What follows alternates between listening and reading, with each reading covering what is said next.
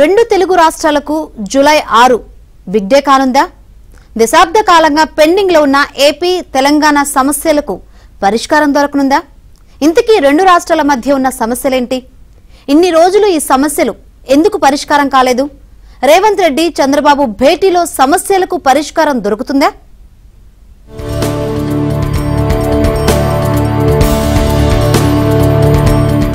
పదేళ్లుగా ఏపీ తెలంగాణ రాష్ట్రాల మధ్య ఉన్న సమస్యల పరిష్కారం కోసం కేంద్ర హోంశాఖ 31 సార్లు సమావేశాలు నిర్వహించింది.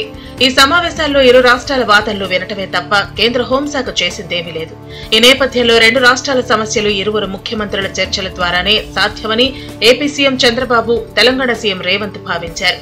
దీంతో ఇద్దరూ భేటీ కావాలని నిర్ణయించుకున్నారు. రెండు రాష్ట్రాల సమస్యలను పరిష్కరించుకుని రెండు రాష్ట్రాల అభివృద్ధి కోసం చర్చించేందుకు AP CM Chandrababu, Telangana CM Revanth రెడ్డికి లేఖ రాయగా రేవంత్ సానుకూలంగా స్పందించారు. ఈ నెల 6న ప్రజాభవన్ వేదికగా మధ్యాహ్నం 2 గంటలకు సమావేశం అవుదామని ఏపీ సీఎం చంద్రబాబుకు రేవంత్ లేఖ రాశారు. ఈ కీలక సమావేశం కోసం తెలంగాణ ప్రభుత్వం ఏర్పాట్లు చేస్తోంది. ఈ సమావేశంలో ఇరు రాష్ట్రాల సీఎంలతో పాటు డిప్యూటీ సీఎంలు, చీఫ్ సెక్రటరీలు, ఇతర అధికారులు హాజరు కానున్నారు.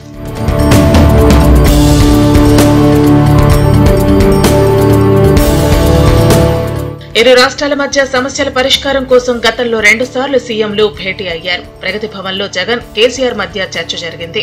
ఇరు రాష్ట్రాల మధ్య ఉన్న అన్ని సమస్యలపై చర్చించేందుకు కేసీఆర్, జగన్ భేటీ అయ్యారు. అయితే అది పొలిటికల్ మీటింగ్ తప్ప ప్రజల సమస్యలపై చర్చ జరగలేదని అప్పట్లో విమర్శలు వెల్లువెత్తాయి. ఇరు రాష్ట్రాల మధ్య విభజన చట్టంలోని 9, 10 షెడ్యూల్కు సంబంధించిన అంశాలు అపరిష్కృతంగా ఉన్నాయి. షెడ్యూల్ 9లో 91 సంస్థలు, షెడ్యూల్ 10లో 142 సంస్థలు ఉన్నాయి. ఈ షెడ్యూల్లో ఉన్న ఆస్తులపై ఇరు రాష్ట్రాలు ఎక్కువ వాటా కోరుతుండటంతో పరిష్కారం లభించడం లేదు. మరోవైపు రెండు రాష్ట్రాల మధ్య నీటి వివాదం సమస్యగా మారింది. కృష్ణానదిలో ఉమ్మడి ఆంధ్రప్రదేశ్ కు మొత్తం 811 టీఎంసీల నీరు లెక్కించగా 299 టీఎంసీలు తెలంగాణకు, 512 టీఎంసీలు ఏపీకి కేటాయించారు. అయితే కృష్ణా పరివాహక ప్రాంతం తెలంగాణకు ఎక్కువ ఉండటంతో కృష్ణాలో 50% వాటాను తెలంగాణ కోరుతోంది. దీని విషయంలో ఏపీ అభ్యంతరం వ్యక్తం చేస్తోంది. మరోవైపు ఏపీ విభజన సమయంలో 7 మండలాలను తెలంగాణ నుంచి ఏపీకి బదిలీ చేశారు. అయితే అందులో 5 గ్రామాలు ముంపునకు గురవుతున్నాయి. వాటిని తిరిగి ఇవ్వాలని తెలంగాణ ప్రభుత్వం కోరుతోంది. ఇవే కాక ఏపీ ప్రభుత్వం 6,000 కోట్లు విద్యుత్ బకాయిలు తమకు చెల్లించాలని తెలంగాణ ప్రభుత్వం చెబుతోంది.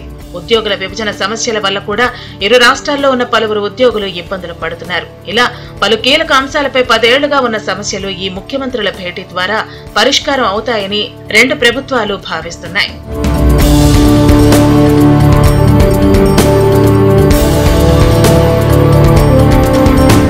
ఇరు రాష్ట్రాల మధ్య సమస్యల పరిష్కారం కోసం 3 స్టెప్ ఫార్ములా అమలు చేయాలని రెండు రాష్ట్ర ప్రభుత్వాలు భావిస్తున్నట్లు సమాచారం.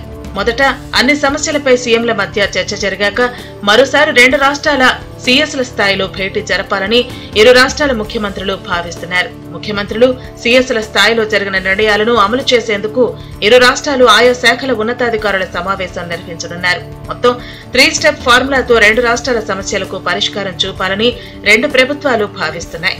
అయితే ఇప్పటి వరకు ఎవరు వెనక్కి తగ్గకపోవడంతోనే ఇన్ని రోజులు సమస్యలు పెండింగ్ లో ఉన్నాయి.